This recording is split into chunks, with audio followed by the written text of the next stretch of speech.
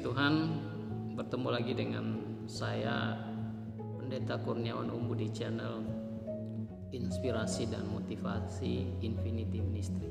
Bulan ini Infinity Ministry mengambil judul ketekunan, dan tentunya ini hal yang penting di dalam seluruh kehidupan kita, di dalam kondisi-kondisi yang sudah banyak terjadi pergumulan dan tantangan hidup. Namun menjadi orang yang senantiasa bertekun adalah hal yang penting. Nah, karena ketekunan sendiri itu berarti bahwa adalah sebuah sikap hati yang harus dimiliki oleh setiap orang, di mana dia kuat, kokoh, teguh, fokus, dan konsisten, tidak mudah putus asa, mengerjakan segala sesuatu dengan baik. Nah, demikian juga di dalam kehidupan kita saat-saat ini, meskipun banyak tantangan, meskipun banyak pergumulan, namun kita harus tetap bertekun. Dan saya memberikan tema perenungan ini adalah bertekun di dalam penderitaan. Nah, bagaimana caranya supaya kita dapat tetap bertekun sekalipun ada penderitaan, sekalipun ada tantangan, sekalipun ada pergumulan? Mari kita belajar dari kitab Yakobus pasal yang ke-5 ayat yang ke-7 sampai ayat yang ke-11. Ada beberapa prinsip yang harus kita miliki dan kita lakukan di dalam hidup ini, sehingga kita tetap bertekun, tetap fokus, tetap konsisten di dalam kondisi-kondisi yang sulit, bahkan penderitaan sekalipun. Yang pertama, Bapak Ibu dikasih Tuhan, ayat yang ke-7 dalam Yakobus pasal 5 dikatakan, karena itu saudara-saudara, bersabarlah sampai kepada kedatangan Tuhan. Sesungguhnya petani menantikan hasil yang berharga dari tanahnya, dan ia sabar sampai telah turun hujan musim gugur dan hujan musim semi. Prinsip yang pertama yang harus kita miliki adalah bersabar, Bapak Ibu dikasih Tuhan. Di sini diibaratkan seperti petani yang dia menanam dan membersihkan, menjaga tanamannya sampai dia menantikan waktu dia akan menuai.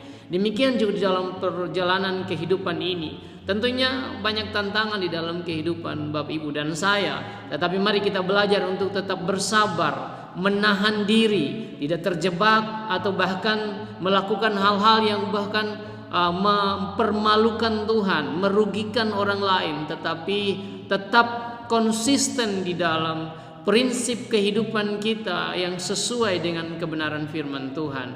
Dan sama seperti petani, ketika waktunya tiba, maka kita akan mendapatkan hasilnya. Demikian juga di dalam perjalanan hidup kita kepada Tuhan, ketika kita percaya, mengandalkan Tuhan, dan tetap bersabar di dalam setiap proses Tuhan. Janji Tuhan bahwa Tuhan akan menjawab tepat pada waktunya. Seperti kepastian akan kedatangan Kristus, demikian juga pertolongan dan jawaban-jawaban Tuhan adalah pasti dalam hidup kita. Itu prinsip yang pertama, mari tetap bersabar.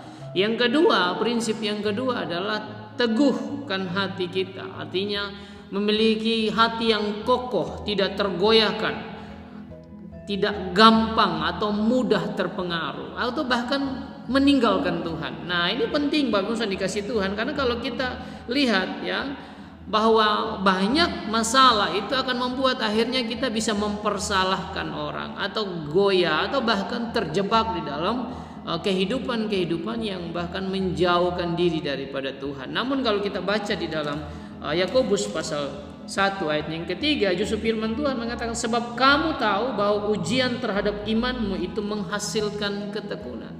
Semakin banyak tantangan membuat kita bertekun, sehingga kita menjadi pribadi yang kokoh, yang kuat, yang tidak mudah ya diombang-ambingkan oleh segala macam pergumulan, sehingga kita akhirnya menjauhkan diri daripada Tuhan. Tetapi mari kuatkan hati, tetap jaga hidup untuk berkenan kepada Tuhan. Firman Tuhan di dalam Yosua pasalnya yang pertama ayat yang ke-8, Tuhan mengingatkan Yosua dan bangsa Israel yang mengatakan, kuatkanlah dan teguhkanlah hati, dan renungkanlah firman Tuhan. Tentunya Bapak Ibu, yang memampukan kita untuk tetap kokoh teguh di dalam segala keadaan adalah kita mengingat akan kebenaran firman yang adalah kekuatan, adalah dasar di dalam seluruh kehidupan kita. Jadi yang kedua artinya teguhkan hati. Dan yang ketiga Bapak Ibu yang dikasih Tuhan, prinsip yang harus kita miliki supaya kita bisa tetap bertekun di dalam penderitaan. Yang ketiga adalah jangan bersungut-sungut. Mari kita perhatikan ayat yang ke-9, dikatakan begini, saudara-saudara, janganlah kamu bersungut-sungut dan saling mempersalahkan supaya kamu jangan dihukum. Bapak Ibu yang dikasih Tuhan, jangan bersungut-sungut dan saling mempersalahkan. Artinya kalau bahasa yang lebih kita kenal adalah jangan mencari kambing hitam, tetapi mari kita belajar dan melihat segala sesuatu dari kacamata Tuhan, bahwa mungkin setiap hal yang Tuhan izinkan di dalam kehidupan kita ada maksud dan tujuan Tuhan. Yang pertama, mungkin karena memang itu kesalahan kita sehingga melalui proses itu Tuhan mau kita berubah dan bertobat. Atau yang kedua, mungkin itu adalah sebuah cara Tuhan untuk membuat kita semakin dewasa. Dan akhirnya ketika kita mampu melewati hal yang pertama yang sulit di dalam penderitaan kita, maka ketika ada tantangan yang lain datang, kita sudah pernah punya pengalaman iman di dalam pertolongan Tuhan. Kalau kita lihat Bapak Ibu saudara kasih Tuhan, firman Tuhan bilang juga di dalam Roma pasal yang ke-8 ayat yang ke-28 dikatakan, sebab kita tahu sekarang bahwa Allah turut bekerja di dalam segala sesuatu untuk mendatangkan kebaikan bagi mereka yang mengasihi Dia. Artinya apa? Bahwa setiap apapun yang Tuhan izinkan ada rencana Tuhan. Oleh karena itu kita tidak boleh mempersalahkan orang lain atau bersungut-sungut atau bahkan mempersalahkan Tuhan, tetapi mari kita senantiasa bertekun. Menariknya ayat selanjutnya dikatakan di ayatnya yang ke-11, sesungguhnya kami menyebut mereka berbahagia, yaitu mereka yang telah bertekun. Kamu telah mendengar tentang ketekunan Ayub dan kamu telah tahu apa yang pada akhirnya disediakan Tuhan baginya, karena Tuhan Maha Penyayang dan penuh belas kasihan. Di sana firman Tuhan mengarahkan kita untuk belajar dari Ayub. Ayub, dalam kitab Ayub, bagaimana proses yang dia alami, segala sesuatu yang dia miliki diambil, bahkan sampai badannya.